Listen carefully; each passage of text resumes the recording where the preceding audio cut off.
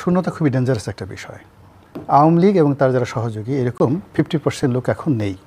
তাদের এই যে শূন্যতা, তারা ভোটে নাই, প্রতিযোগিতায় নেই, ক্ষমতায় নেই, আউট অফ দ্য মার্কেট। পরে এই পুরো যে 50% জায়গা, এই জায়গাটা দখল করছে, এই শূন্যতার যে জায়গাটা পূর্ণ করছে, ম্যানেজ করছে, সব কিছু হলো বিএনপি, জামাত এবং তাদের এনসিপি যারা অন্যান্য দলগুলো আছে। এখন এরকম শূন্যতার মধ্যে যখন আমরা পড়ি, বিশাল একটা শূন্যতার মধ্যে পড়ি, আপনি গিয়ে দেখেন বড় একটা ফসলি মাঠ, আপনি একা, গভীর রাত্রি, আপনি পথ হারিয়ে ফেলবেন। শূন্যতার মধ্যে মানুষ পথ হারিয়ে ফেলে, নিজেকে নিয়ন্ত্রণ রাখতে পারে না এবং সে ভুল করে। কাজে এই যে এখন যে একটা বিরাট শূন্যতা চলছে, সেই শূন্যতার মধ্যে সবাই তার যে ওজন, এই ওজন হারিয়ে ফেলেছে, সবাই তাদের পরিচয় হারিয়ে ফেলেছে এবং সবাই তাদের যে নবস, সেই নবসটা সে নিয়ন্ত্রণে রাখতে পারছে না। সে মনে করছে যে আমি এখনই পাবো, ওই জায়গাটা তো খালি আছে, ওটা আমার। এটার কারণে কি হচ্ছে, তার মধ্যে একটা ইমব্যালেন্স তৈরি হয়ে যাবে এবং এই ইমব্যালেন্স তৈরি হয়ে গেলে আকাশে যদি যেটা ব্ল্যাক হোল হয়, ব্ল্যাক হোলে যেভাবে তারকারাজি হারিয়ে যায় এবং এই পৃথিবীতে যে বারমুদা ট্রায়াঙ্গেল আছে, সেই বারমুদা ট্রায়াঙ্গেলে গেলে যেভাবে একটা মানুষের পরিস্থিতি হয়, এইরকম রাজনৈতিক, অর্থনৈতিক, সামাজিক শূন্যতার মধ্যে যা কিছু ঘটে ওই একই পরিণতি হয়। এখন বিএনপি এবং জামাত এই শূন্যতার মধ্যে ঘুরপাক খাচ্ছে, নাম্বার 1। নাম্বার 2 হলো, এরকম যখন শূন্যতা হয়, অরাজকতা হয়, তখন সেই ক্ষেত্রে রেজিমেন্টেড ফোর্স যারা শক্তিশালী, তারা যত ছোট হোক না কেন তারা সেখানে সফল হয়। এবং রেজিমেন্টেড ফোর্স না, কিন্তু সংখ্যাধিক্য, অনেক সংখ্যাধিক্য, ইট বিকাম এ লায়াবিলিটিস, এরকম একটা শূন্যতার ক্ষেত্রে। ফলে এই যে বিএনপির 35% যে ভোটার, তাদের ব্রুট মেজরিটি, তাদের সঙ্গে তাদের যে মানে জনপ্রিয়তা, এইরকম একটা অবস্থাতে এটা তাদের জন্য লায়াবিলিটিস। বিকজ এই সময়টাতে যেহেতু শূন্যতাতে আগে তারা গোল হয়ে বসেছিল, সেই মানে নুরুল দিনের সারা জীবন কবিতার মতো, গোল হয়ে বসো, কাছাকাছি আসো। আওয়ামী লীগের চাপে তারা একত্র হয়েছিল, আর আওয়ামী লীগ যখন সরে গেছে, তারা একে অপরের সঙ্গে সম্পর্ক বিচ্ছিন্ন করে ছড়িয়ে পড়েছে টেকনাফ থেকে তেঁতুলিয়া পর্যন্ত। এটাকে একটা নিয়ন্ত্রণ করা যাচ্ছে না। তো এই যে নিয়ন্ত্রণ করা যাচ্ছে না, ফলে বিএনপির এই যে ব্রুট মেজরিটি, প্রচুর লোকজন, এটা এখন বিএনপির জন্য লায়াবিলিটিস। আর অন্যদিকে এই সময়টার মধ্যে যে রেজিমেন্ট ফোর্সগুলো, তারা এজ এ পিলার হিসেবে যার যার জায়গায় মতো বসে পড়ছে জামাত। This is second.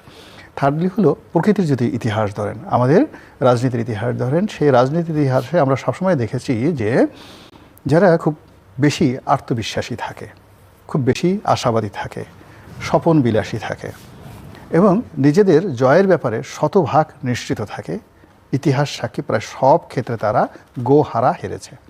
আর অন্যদিকে আপনি যাদেরকে তাচ্ছিল্য করবেন এবং আপনি যাদেরকে গণনায় ধরবেন না এবং আপনি যাদেরকে মনে করবেন যে এরা আমার পায়ের তলে, প্রকৃতি এমন শিক্ষা দেয় যে ওই পায়ের তলের জিনিস আপনার মাথায়, আপনার যাকে বলা হয় তাজ হিসাবে বসিয়ে দেয়। এই বাংলায় 2024 সনের 5ই আগস্ট একটা বিপ্লব হবে। হাসনাত, সার্জিস, যে সমস্ত ছেলেরা, কিংবা ধরেন ওই এখন ঢাকা বিশ্ববিদ্যালয়ের ভিপি হয়েছে সাদিক কায়ুম, এরা ছাত্রলীগের পঞ্চম টায়ার, পঞ্চম সারিরও কোনো কর্মী ছিলেন না। ছাত্রলীগ নামধারী এই সমস্ত নেতাকর্মী, তাদের হাতে আওয়ামী লীগের পতন হবে। শেখ হাসিনাকে এদের দাপটে পালিয়ে যেতে হবে এবং গত 17টি মাস এদের কাছে মির্জা আব্বাস, সালাউদ্দিন সাহেব থেকে বড় বড় যারা নেতা আছেন, এদের দাপটে, এদের ভয়ে, এদের কাছে নতজানু হয়ে 17টি মাস মানে মাথা নোয়াতে নোয়াতে, শেখ হাসিনার কাছে যতটা মাথা না নোয়েছেন তার চেয়ে বেশি এদেরকে তোয়াজ তদবির করে চলতে হয়েছে গত 17 মাসে। এইরকম অবস্থাকে আমরা কখনো কল্পনা করেছি? তো সেই দিক থেকে যারা বিএনপির লোকজন মনে করেন এই জামাতকে বাংলাদেশে আমরা প্রতিষ্ঠিত করেছি, এই জামাত আমরা না হলে রাজনীতি করতে পারতো না, আমরা তাকে মন্ত্রী বানিয়েছি, এমপি বানিয়েছি, এই জিনিসগুলো জামাত কগনিজেন্সে নিয়েছে। নিয়ে তারা যে তলে তলে যে কাজগুলো করছে, আপনি দেখেন একদিকে জান্নাতের টিকিট, একদিকে জান্নাতের প্রলোভন, অন্যদিকে তাদের সাংগঠনিক ক্ষমতা, অন্যদিকে 15 লক্ষ ভোটকে তারা টার্গেট করেছে। সেই 15 লক্ষ ভোটকে তারা রিসাফেল করেছে। কুড়িগ্রামে যেখানে দরকার কুড়িগ্রামে ট্রান্সফার করেছে, কুড়িগ্রাম থেকে যে ভোটটা ঢাকা 17 আনা দরকার সেটা নিয়েছে, যেটা বগুড়া নেওয়া দরকার যেখানে নিচ্ছে, যেখানে তারা সাতকানি নেওয়া দরকার সেখানে নিয়েছে, চট্টগ্রামে নেওয়া দরকার। এইভাবে নিয়ে 15 লক্ষ ভোট যদি 10,000 থেকে শুরু করে কোনো কোনো জায়গায় 5,000, তারা যদি 150টা সিটে এই ইঞ্জিনিয়ারিংটা তারা করতে পারে, আই ডোন্ট নো তারা পারবে কিনা। যদি 150টা করতে পারে, আজিবাজিভাবে বলছেন, এটা তো ভেরি ইজি, তারা আলটিমেটলি দে হ্যাভ ডান। তারা এখন যে কাজটা করে ফেলেছে, তারা যেমন এখন আপনিই তো বললেন যে ব্যালট পেপার পাঠাই দিচ্ছে, সন্তান তো জন্ম হয়ে গেছে, এখন এটা বৈধ অবৈধ বলার কি সময় আছে কিনা, এখন থেকে বাঁচিয়ে রাখতে হবে। এখন ব্যালট পেপার ছাপা হয়ে গেছে, বিদেশে চলে গেছে, সিল মারা হয়ে গেছে, আর বিএনপি যারা লোকজন আসছে তারা সবাই মাত্র আঙ্গুল চুষা শুরু করেছে যে লেটস, মানে আমাদের এখন থাম যেটা আছে, বুড়ো আঙ্গুলটা আমরা চুষি। এই সময় কীভাবে চুষি? আমরা কি একটু নির্বাচন কমিশনের অভিযোগ দিয়েছি, ছাত্র দলের কয়েকটা পোলাপান পাঠিয়ে ওখানে একটু হই হুল্লোড় করি, তারা করতেছে, আর অন্যদিকে তারা সিল মারতেছে সুন্দর করে সব কিছু। এখন তারা এই নির্বাচনের যদি আপনি 10টা অপশন ধরেন, দ্য ইঞ্জিনিয়ারিং, তারপরে নির্বাচনে ভোট কেন্দ্রে উপস্থিত হবে, ভোটাররা ভোট দেবে, ফলাফল ম্যানিপুলেশন করবে, এবং এখানে একটা সাজানো নির্বাচন হবে।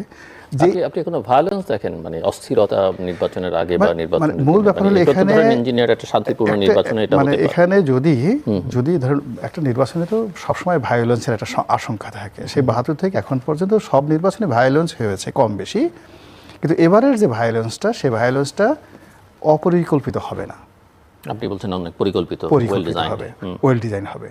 অন্যবার যে সকল ভায়োলেন্স, সেই ভায়োলেন্সের জন্য অস্ত্র রিজার্ভ থাকতো না, কোনো নির্বাচনকে উপলক্ষ করে বিদেশ থেকে অস্ত্র আমদানি করা হয়নি।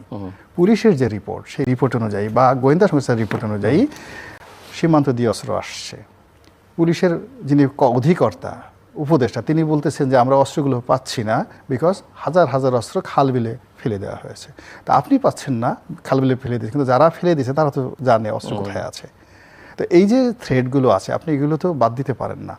ফলে এবারের যেখানে তারা সন্ত্রাস, তারা তো সন্ত্রাস ঢাকা শহরে করবে না।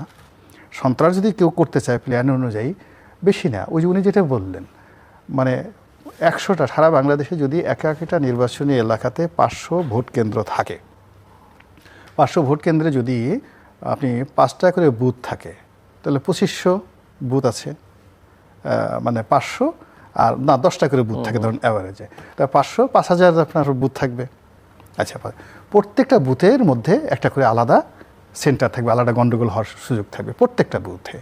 এবং একটা বুথের মধ্যে যদি 2টো এজেন্ট মারামারি করে, ওখানে যে মানে পোলিং অফিসার থাকবে তার সাথে সে যে মারামারি করলো, ওই কেন্দ্রে ভোট বন্ধ হয়ে যাবে।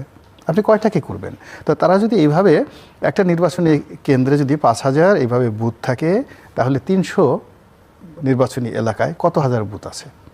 সেই বুথগুলোর মধ্যে তারা সব দরকার নাই, তারা 2000 টার্গেট করলো যে আমরা এই 2000 বুথে এই জায়গাতে যেখানে আমাদের শক্তি আছে, সামর্থ্য আছে, গন্ডগোল করে আমরা এখানে সেফ এক্সিট নিতে পারবো। এগুলো বুথের মধ্যে। এরপরে আপনি আসেন সেন্টারে। সেন্টারের বাইরে ওই যে ভোট কেন্দ্রের জন্য জামাতের একটা অফিস থাকবে, বিএনপির একটা অফিস থাকবে, এনসিপির একটা অফিস থাকবে, কত প্রত্যেক থাকবে। ওখানে ধরেন তারা টার্গেট করলো যে আমরা সারা বাংলাদেশে ধরেন 500 সেন্টার আছে, 500 সেন্টারের মধ্যে 3-5-1500, মানে 15000 সেন্টার আছে। তো 15000 সেন্টারের মধ্যে আমি বেশি না 100 সেন্টারে গন্ডগোল করবো, জাস্ট 100 সেন্টারে গন্ডগোল করবো। প্ল্যান অনুযায়ী আপনি কী করবেন? What can you do? এরপরে 100 সেন্টারের সাথে গন্ডগোল করে আমি টোটাল জিনিসগুলো নিয়ন্ত্রণের বাইরে নিয়ে যাব মাত্র 20 থেকে 25টা সেন্টারে। 20-25টা সেন্টারে আমি কাজগুলো করব। দেখুন এই যে কাজগুলো আপনি এটা ধরে নেন যে এইগুলো হতে পারে, ধরেন একেবারে হলো না, হতে পারে, তো এটা যখন হবে এটার জন্য আপনার প্রস্তুতি কী? এই প্রস্তুতিটা তো আমি সরকারের পক্ষ থেকে কাউকে দেখছি না। বিএনপির যারা লোকজন, তারা যেভাবে ফেসবুক নিয়ে ব্যস্ত, যেভাবে তারা যাকে বলা হয় ইউটিউব নিয়ে ব্যস্ত, যেভাবে তারা জনাব তারেক রহমান সাহেবকে মহামানব বানাতে ব্যস্ত, জিয়াউর রহমান সাহেবের পরিবারের একটা লিগেসি তৈরি করতে এই সময়টাতে ব্যস্ত, তো এই ব্যস্ততার সঙ্গে কন্টেম্পোরারি নির্বাচন সংক্রান্ত যে ঝুঁকিগুলো রয়েছে সেইগুলোর যে অ্যাকশন প্ল্যান, সেই অ্যাকশন প্ল্যানটা আমি দেখছি না। হঠাৎ করে যেখানে ধরেন গত 17 মাসে মানে যমুনাতে জামাতের প্রভাব, রাস্তাঘাটে পথে ঘাটে ব্যবসা বাণিজ্যে সব জায়গাতে জামাতের লোকজন, রাষ্ট্রদূত থেকে শুরু করে সবাই জামাতের আমিরের দরবারিকে হাজির দিয়ে যাচ্ছে। অল অন এ সাডেন সমস্ত স্রোতগুলো সব যে তারেক রহমান কেন্দ্রিক হচ্ছে, আপনার কাছে মনে হচ্ছে এগুলো সব স্বাভাবিক? আমার কাছে স্বাভাবিক মনে হচ্ছে না। এমনও তো হতে পারে যে স্রোতটা ডাইভার্ট করে ওদিকে দেওয়া হয়েছে, you busy with that thing, তুমি তোমার এই কাজে ব্যস্ত থাকো, আমরা অন্য কাজে ব্যস্ত থাকি।